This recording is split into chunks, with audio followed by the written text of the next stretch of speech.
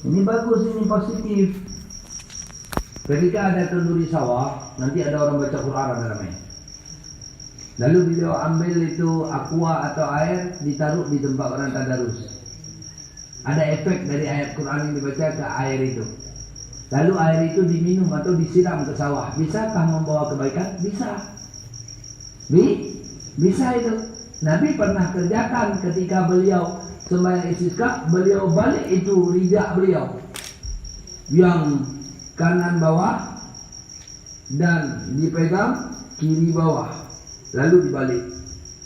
Sebagaimana berbalik ridakku, semoga berbaliklah keadaan alam. Lalu seperti air begitu, pernah Rasul lakukan pesejuk kepada Ali dengan menggosokkan air di dada. Dan Nabi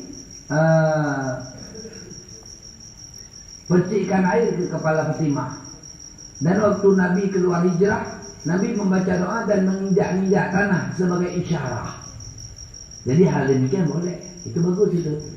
Itu dilanggengkan kalau begitu. Nah, yang model ini makanan ditabur di sawah. Kasih makan tikus terlalu mewah. Ada lagi lain?